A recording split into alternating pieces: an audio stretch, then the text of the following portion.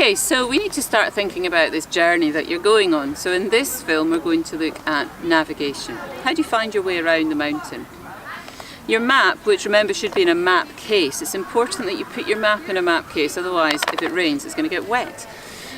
Your map is already set and you've got your route marked. You've written your story, so you've prepared ahead. So this is really just you putting into place your plan. The first thing that you need to be able to do is set the map. So find out where you are on the map and put your thumb there. So for example, I'm going to thumb the map here at this star. That means that I've got a very easy and quick reference point. Setting the map is something you've done already in school, in orienteering and in geography. It simply means that you move the map around to match the environment that you're in. So for example, if there's a forest on your left, then you should see a forest on your left on the map. So keep the map set, it makes your life much easier. As you're going through the journey, keep your thumb on the bit of the map that represents where you are. We're going to use a system called the D's of navigation. The D's of navigation is just a handy way of remembering what to do. For each section, we'd like you to set your destination, which is just the end of that short leg. Once you've set your destination, then you can think about the distance. You can measure that using the edge of the compass. On the compass, you'll find a range of information. So there is a ruler, there is a measuring device for the map, whether it's a 1 to 25,000, a 1 to 50,000 or a 1 to 40,000. When you're buying your compass, a silver 4 compass is very good because it has all of this information on it. It's a good investment because when you move through the award, you'll use your compass an awful lot. So measure the distance. Once you know the distance, then of course you can estimate the duration of time. If it's a kilometre, we would estimate that that would take you around 20 minutes.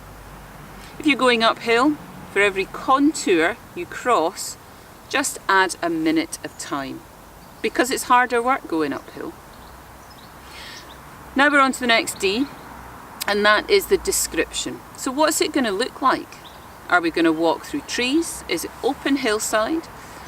What is our route going to feel like as we go through that short leg? So the description is important. The direction of travel is a key part of making sure we go the right way. We've seen often groups going completely 180 degrees in the wrong way.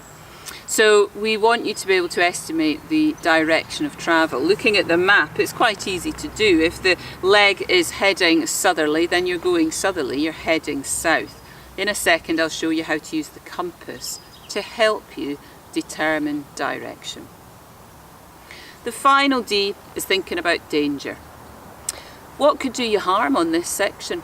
Is there anything that is a hazard to you? On a bronze expedition, it's very unlikely.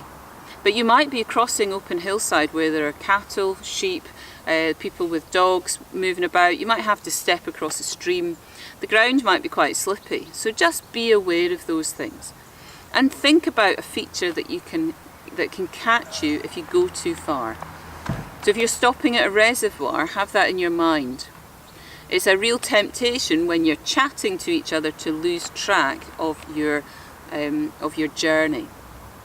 If you've said that it's going to take you 20 minutes, remember to look at your watch.